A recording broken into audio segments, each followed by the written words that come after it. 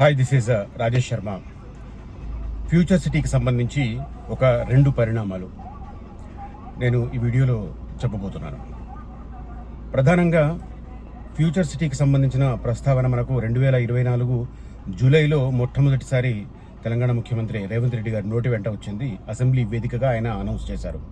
అప్పటి వరకు చాలామంది ఏమనుకుంటున్నారంటే 2016 నుంచి 18 మధ్య ఆనాటి కేసీఆర్ ప్రభుత్వం గ్రీన్ ఫార్మాసిటీ కోసం సేకరించిన భూములకు సంబంధించి ప్రతిపక్షంలో ఉన్నప్పుడు రేవంత్ రెడ్డి గారు చేసిన కామెంట్స్, అంటే ఆ ఫార్మా భూములు ఆనాటి కేసీఆర్ ప్రభుత్వం ఒత్తిడితో తీసుకుంటుంది, ప్రెషర్ పెట్టి సప్రెస్ చేసి తీసుకుంటుంది, కాబట్టి వాటిని మేము అధికారంలోకి వస్తే రిటర్న్ ఇస్తాం అని చెప్పి ఆయన కొన్ని స్టేట్మెంట్స్ ఇచ్చారు.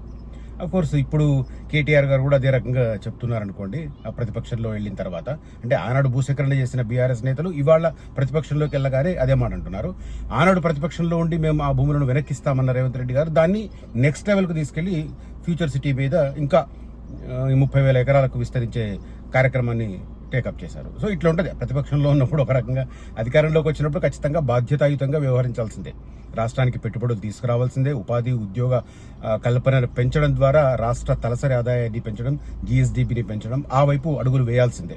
ప్రతిపక్షంలో ఉన్నప్పుడు రకరకాలుగా చెప్తారు, అవన్నీ మనకు తెలుసు. కానీ కొంతమంది ఆ ప్రతిపక్షంలో ఉన్నప్పుడు చెప్పే అంశాలను దృష్టిలో పెట్టుకుని రేపు ఇది జరగబోతుందని చెప్పి అర్థం పర్థం లేని ప్రెడిక్షన్స్ చేస్తూ ఉంటారు.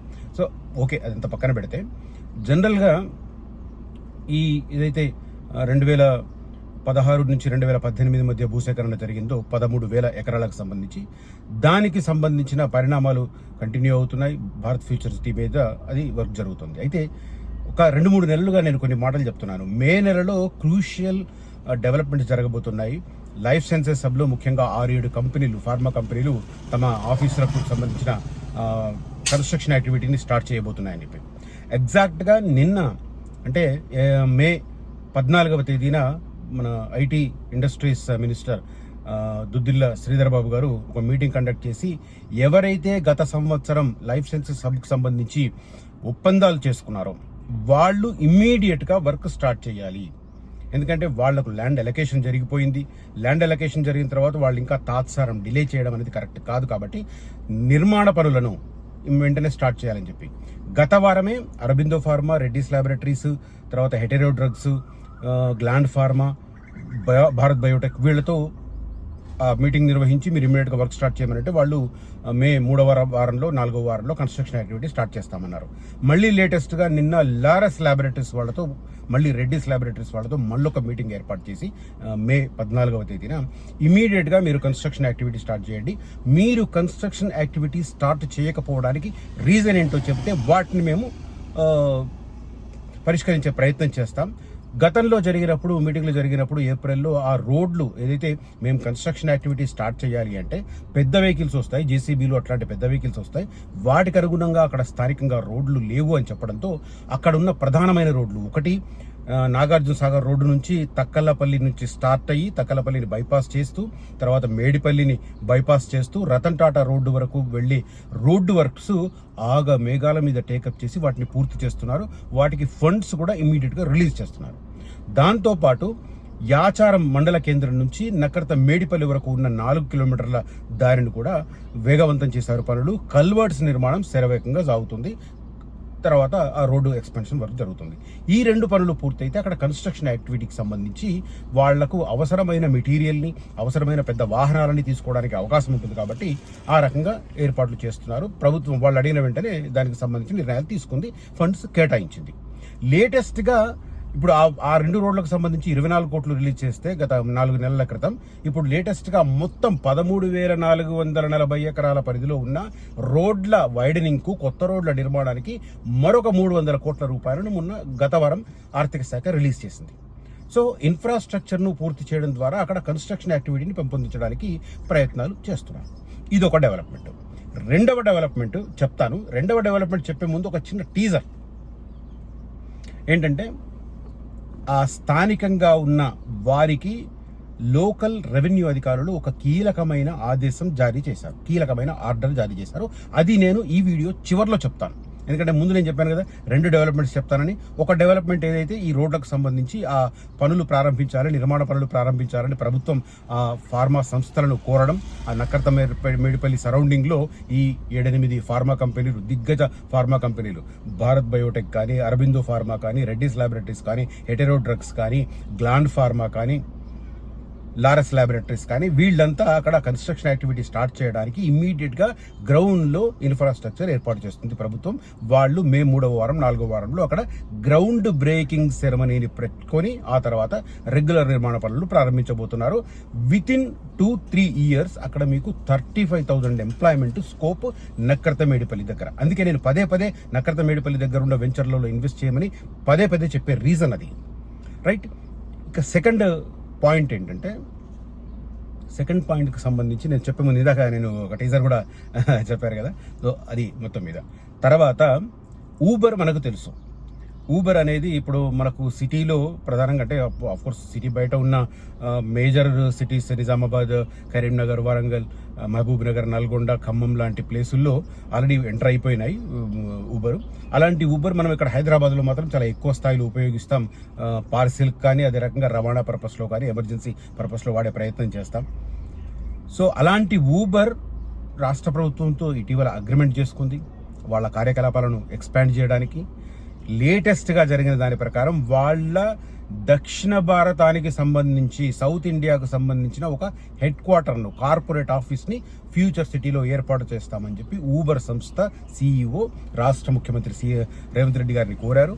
సో ఆయన ఇమ్మీడియట్గా దానికి సంబంధించిన యాక్సెప్టెన్స్ తెలిపారు. సో ఫ్యూచర్ సిటీలో ఊబర్కు సంబంధించిన కార్పొరేట్ ఆఫీస్ ఏర్పాటు కాబోతుంది.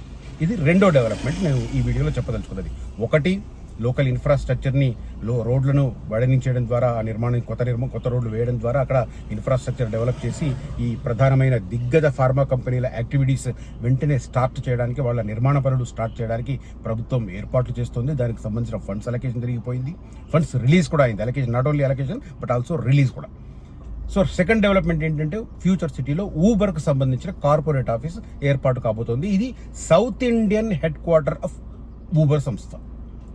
సో ఈ రెండు కీలకమైన పరిణామాలు ఇందాక నేను చెప్పిన టీజర్కి సంబంధించి చెప్తాను. చాలామంది అని చెప్పను కానీ కొంతమంది ఆ లోకల్లో రైతులు ఆందోళన చేస్తున్నారు అని చెప్పి, వాళ్ళకు అనుగుణంగా వెనకాల ఉన్న ఎర్ర సోదరులు కొంతమంది ఉన్నారని చెప్పి, వాళ్ళకి ఎందుకంటే వాళ్ళకు పూట గడవదు, ఇట్లాంటి వాళ్ళని రెచ్చగొట్టి దీక్షలు అవి చేయకపోతే ఎర్ర సోదరులకు ఉండదు కాబట్టి, ప్రతిపక్షాలు కూడా కొంత బ్యాకప్ చేస్తున్నాయి కాబట్టి అక్కడ ఆ భూములు రైతులు ఏం చేస్తున్నారు ఏంటి. నిజానికి రాష్ట్ర ప్రభుత్వం ఎంత ఉదాసీనంగా ఉందంటే, అంటే వాళ్ళ పట్ల ఉదారంగా ఉంది అంటే, ఉదారంగా ఉంది అంటే 2016లో భూసేకరణ స్టార్ట్ అయ్యి 2018-19 కల్లా వాళ్ళందరికీ నష్టపరిహారం వెళ్ళిపోయింది. నష్టపరిహారంతో పాటు ఈ ప్రభుత్వం వచ్చిన తర్వాత వాళ్ళకి 1 ఎకరానికి 1 గుంట చొప్పున నిర్మాణ స్థలాన్ని, ప్లాట్లను కూడా కేటాయించారు. అయినప్పటికీ డబ్బులు తీసుకున్న రైతులు ఇంకా పంటలు వేస్తున్నారు. ఇప్పుడు పంటలు వేసిన తర్వాత అవి ఎదుగుతుంటాయి. చూస్తూ అలాంటి పంటలను నాశనం చేసి అక్కడ నిర్మాణ పనులు స్టార్ట్ చేయలేరు కదా, కరెక్ట్ కాదు కదా. గత 2 సీజన్స్గా రెవెన్యూ అధికారులు మీరు పంటలు వేయొద్దు, మేము ల్యాండ్ తీసుకుంటున్నాం, అయిపోయింది, పేమెంట్ అయిపోయింది, ఎవ్రీథింగ్ క్లియర్ అయిపోయింది కాబట్టి మీరు పంటలు వేయొద్దు అంటే వినకుండా కొంతమంది రైతులు పంటలు వేస్తున్నారు.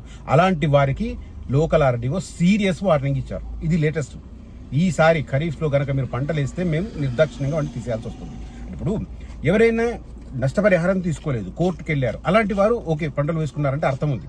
కానీ నష్టపరిహారము తీసుకొని తర్వాత ఇక్కడ మన ప్రభుత్వం డెవలప్ చేసిన లేఅవుట్లో ప్లాటు తీసుకొని ఈ రెండింటికి ఓకే అయిన తర్వాత కూడా మళ్ళీ పంటలు వేసుకోవడం అనేది ఇది డబుల్ స్టాండర్డ్. యాక్చువల్గా ఇట్లాంటి రైతులు కొంతమంది ఉన్నారు. ఆ రైతులకు ఆయన సీరియస్ వార్నింగ్ ఇచ్చారు. ఈసారి మీరు పంటలు వేయొద్దు, ఖచ్చితంగా అక్కడ నిర్మాణ పనులు స్టార్ట్ అవుతాయి అని చెప్పి. ఎందుకంటే ఇలా చూసుకుంటూ పోతే రేవంత్ రెడ్డి గారి పదవి కాలం పూర్తవుతుంది, కానీ అక్కడ మనకి గ్రౌండ్లో కనపడదు, ఇలా ఉదాసీనంగా ఉంటాయి. కాబట్టి కొంత గట్టిగానే చెప్పాలనే ఉద్దేశంతోనే లోకల్ ఇబ్రాహీంపట్నం RDO అనంత్ రెడ్డి గారు లేటెస్ట్ వార్నింగ్ ఇచ్చారు రైతులకు. సో ఇది లేటెస్ట్ డెవలప్మెంట్ ఫ్యూచర్ సిటీకి సంబంధించి. సో ఆయన ఆదేశం ప్రకారం వాళ్ళు ఈసారి పంటలు వేయకపోతే కన్స్ట్రక్షన్ యాక్టివిటీ ఇంకా ముమ్మరం అయ్యే అవకాశాలు స్పష్టంగా ఉన్నాయి. ఇది నేను లేటెస్ట్గా ఫ్యూచర్ సిటీకి సంబంధించిన అప్డేట్ ఇచ్చే ఉద్దేశంతో ఈ వీడియో చేశాను. ఈ వీడియో కంటెంట్ కనుక నచ్చితే ఈ వీడియోను లైక్ చేయండి, షేర్ చేయండి. అదే రకంగా వీడియోను హైప్ చేయమని రిక్వెస్ట్ చేస్తున్నాను. పక్కనే మీరు లైక్ చేసిన బటన్ పక్కనే హైప్ ఉంటుంది, హైప్ బటన్ నొక్కండి, దానికి మీకు ఏం ఖర్చు కాదు.